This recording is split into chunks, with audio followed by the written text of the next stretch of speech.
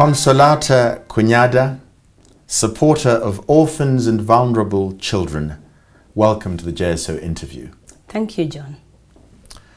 In thinking of orphans and vulnerable children, or OVCs, as they're known in the jargon phrase, the image that comes to mind is surely of orphans, then perhaps street children whom we dismissively called chokoras, children with HIV/AIDS, abandoned children, this whole grouping of young people supposedly without a future.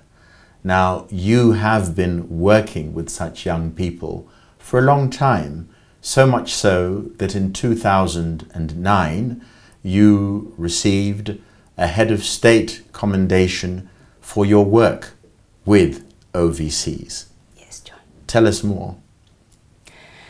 I started working for orphans and vulnerable children in 1992, that is nearly 20 years ago, and I started with the street children in Nairobi. Now, since then, I have worked with different groups and initially with institutions that were caring for children with HIV, street children, and orphans within Nairobi and mainly around Karen. I did help start the Karen Street Children's program, today known as Friends of Karen Street Children, in 1995, looking at the children and looking at the community around, the rich community around Karen. And my objective was to provoke them, mobilize them, empower them to be able to support the street children that were present within the Karen shopping center. And that has been working very well up to date.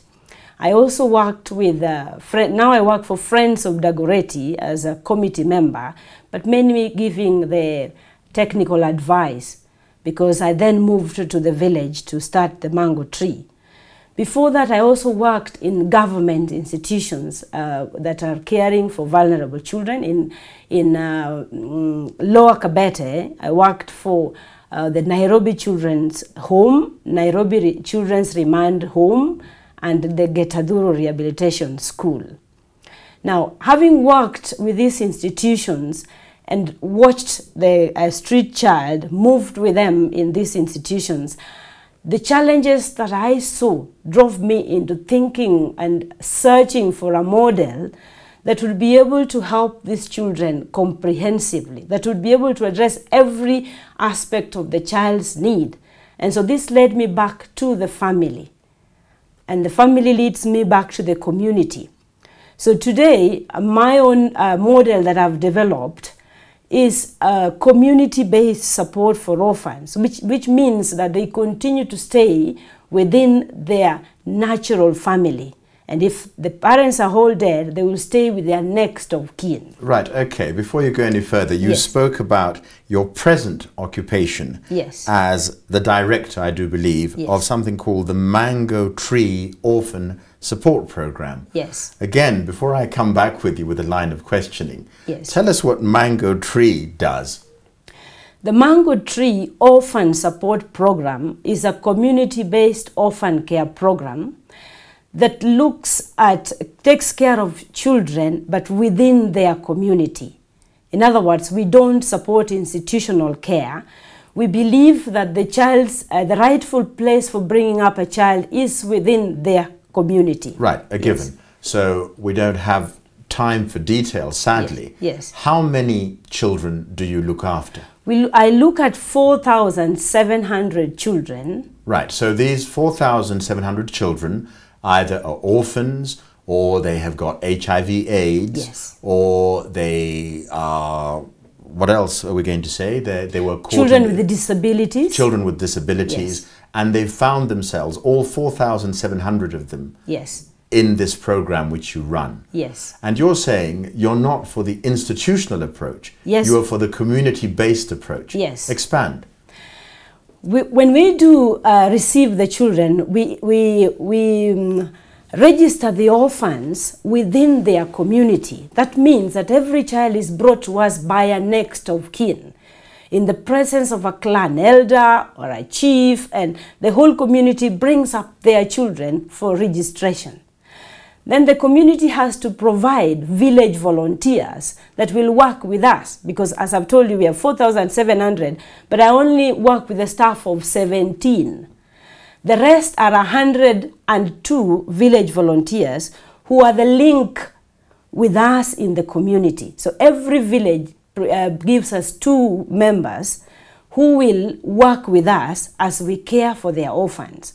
Now, these orphans will continue to study in the normal government primary schools. But already the system is open to abuse. I can say that I have a child, I don't have much of a desire to look after him or her, and I declare that child an orphan, and off they go to your support program. It is not possible to do that, and that is why we don't bring them to the office. We go into the village. And we first begin by telling the village that we are entering it up into a partnership that demands transparency. And it is only the orphaned children that we will support. And so in the interviewing team will be a clan elder, will be members of the church leaders within that village. Right. There will be a chief, there will be an assistant chief. Right. And the whole family, if a woman comes forward to say, this is the orphan that I live with, we will insist that all the orphans within her care comes with her. So we'll interview the children. I will talk to each child and try to confirm how they are related to this particular person. Right. And the leaders will be there to say, yes, we know this child. Yes, she comes from this village, and that is the home. Right, but you started off by dismissing institutional care, as you called it. Yes. So I set up a building and I say I'm running an orphanage. I'm going to go on 2 prongs. First of all, this is working in the village. Yes. So you could say that in a village there aren't that many people, even when we go to vote in a sort of village scenario. Can this be, who is the community in a place like Nairobi, like Kisumu, like Eldoret, like Mombasa, the big metropoli? What I might say is that with my experience in Nairobi, most of the children who come to the street will have come from somewhere. And part of my role at the Nairobi Children's Remand Home was to do tracing and reintegration of children who were found in this institution. So I did realize that these children came from somewhere. There was always a next of kin. And actually in the process of reintegrating these kids, we always have had a family group decision-making meeting where you had a church lead, whether it's within the center of, within a slum, this family will be living around, there will be a church that they attend, perhaps, there will be a market, there will be the one that they buy Sukuma Wiki from. Every person will have someone. But if they haven't stayed in the slum for long, then they must have come from somewhere. And so you trace it back to their original, where they came from. Right, okay, again, let's go back, because we're city dwellers, maybe, where this interview is taking place. Yes. So again, we see people sniffing glue, looking for food, begging. Yeah. How does this circle become broken in Nairobi? Because I'm trying to say, in the village it's easier. The problem is going to be a city problem. So please transfer your model to the city and let me see children refuse to sniff glue, refuse to try and pickpocket me as I drive past, because I do drive past them, because we have a society of haves and have-nots. And if we're not going to pretend, if I'm a have-not, the plight of these children doesn't really concern me. Now, talking about that, I would say the model that I'm presenting works perfectly in the village, as you have said. Right. But we are looking at, if you're looking at a long-term solution, actually the reason I went back to the village is that I realized that it is the village that feeds these children into town. And it is very important to address the situation from the roots. So that's why I went back to the village. Right. Now, once they have come into the town, it's more difficult to deal with them. However, it is still possible, especially when you focus on counseling, per se, trying to understand what is going on in the life of the child. and